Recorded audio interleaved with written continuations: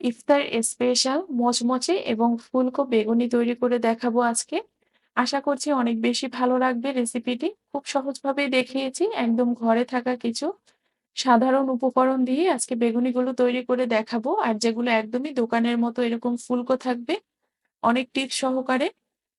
বেগুনিগুলো তৈরি করার জন্য এখানে দিয়ে দিলাম ১ কাপ পরিমাণ বেসন। বেসনটাকে খুব ভালো করে চেলে নিয়েছি। আর সাথে দিয়ে দিলাম ২ চা চামচের মতো চালের গুঁড়া, পরিমাণ মতো লবণ, ১/২ চা চামচ দিয়ে দিলাম জিরার গুঁড়া, ১/২ চা চামচ দিয়ে দিলাম ধনিয়ার গুঁড়া।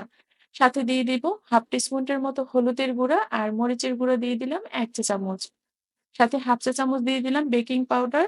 এবার খুব ভালো করে শুকনো উপকরণগুলোকে একটু মিশিয়ে নিতে হবে।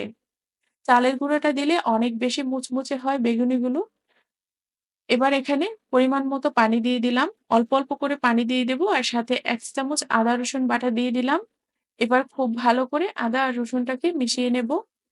আর এটা তৈরি করতে হবে অল্প, অল্প পানি দিয়ে, তাহলে কিন্তু ব্যাটারটা একদম স্মুথ একটা ব্যাটার তৈরি হবে। এবার অল্প, অল্প পানি দিয়ে ব্যাটারটাকে তৈরি করে নেব। খুব বেশি ঘনও হবে না, আবার খুব বেশি পাতলাও হবে না। এভাবে করে ১ থেকে ২ মিনিটের মতো সময় নিয়ে এই ব্যাটারটাকে বিট করে নিতে হবে। তাহলে বেগুনিগুলো অনেক বেশি ফুলকো হবে। এবার এখানে ২ চা চামচ পরিমাণ তেল দিয়ে দিলাম। আর এই তেলটা দেওয়ার কারণে কিন্তু আমরা যখন বেগুনিগুলো ভাজবো, এক্সট্রা তেল কিন্তু বেগুনিতে থাকবে না। আমরা অনেকেই বেগুনি তৈরি করলে খুব বেশি তেল থাকে।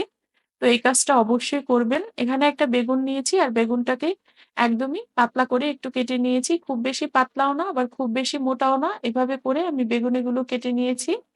একটা বেগুনি দিয়ে কিন্তু অনায়াসে অনেকগুলো বেগুনি তৈরি করা যাবে। এবার এখানে ১/২ কাপ কর্নফ্লাওয়ার আর ১/২ কাপ ময়দা দিয়ে একটা মিশ্রণ তৈরি করেছি। এবার এই বেগুনিগুলোকে খুব সুন্দরভাবে এভাবে টাচ করে নিব। এতে করে বেগুনিগুলো কিন্তু খুব সহজেই ব্যাটারটাকে যতখানি প্রয়োজন সেটা কিন্তু এটার উপরে প্রলেপ দিয়ে থাকবে। তো দেখুন এভাবে কিন্তু দোকানে করে থাকে, তাই অনেকক্ষণ কিন্তু বেগুনিগুলো মুচমুচে থাকে। এবার এগুলোকে সরাসরি যে ব্যাটারটাকে তৈরি করে রেখেছিলাম সেখানে দিয়ে আমি একটা বেগুনি তৈরি করে দেখিয়ে দিচ্ছি। এবার এভাবে ধরে রাখলে এক্সট্রা যে মিশ্রণটা আছে সেটা কিন্তু বেসনে পড়ে যাবে। আর পড়ে যাওয়ার পরেই আমরা বেগুনিটাকে সরাসরি হাই হিটে আগেই তেল গরম করতে দিয়েছি, সেখানে দিয়ে দেব। আর একটা বেগুনি উপরে ভেসে ওঠার পরে কিন্তু অপর বেগুনিটা দিতে হবে। না হলে কিন্তু একটার সাথে একটা লেগে যাবে আর বেগুনিগুলো ভালো হবে না। হালকা করে যখন বেগুনিটি ফুলতে শুরু করবে তখন কিন্তু বেগুনিগুলোকে উল্টে দিতে হবে। এতে করে আরো বেশি ফুলকো হবে বেগুনিগুলো। এভাবে উল্টে পাল্টে বেগুনিগুলোকে ১ থেকে ২ মিনিটের মতো সময় নিয়ে একদমই লালচে করে আমি ভেজে নিয়েছি।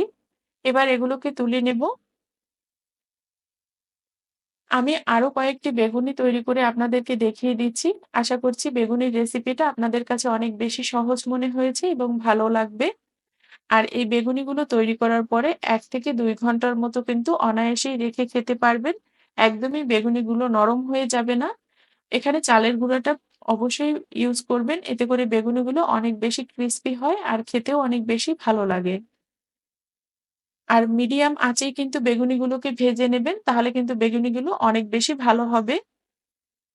এভাবে করে বেগুনিগুলোকে একটু লালচে করে আমি ভেজে নিয়েছি। আর সবগুলো বেগুনি কিন্তু এভাবে করে একদমই ফুলে উঠেছে আর কতটা বেশি ক্রিসপি হয়েছে দেখেই বুঝতে পারছেন। আমি প্রায় ১ থেকে ২ ঘন্টা পরে আপনাদেরকে বেগুনিটা পরিবেশন করে দেখিয়ে দিলাম যে কতটা বেশি মুচমুচে থাকে এই বেগুনিটি। আর ভিতরটা কিন্তু অনেক বেশি ফুলেছে আর এটা একদমই চুপসে যায়নি। এটা তৈরি করা খুবই সহজ। যদি রেসিপি ভালো লাগে চ্যানেলটি সাবস্ক্রাইব করবেন আর পেজ থেকে দেখলে পেজটিকে ফলো দিয়ে রাখবেন। আজকের মতো এখানেই শেষ করছি। খোদা হাফেজ।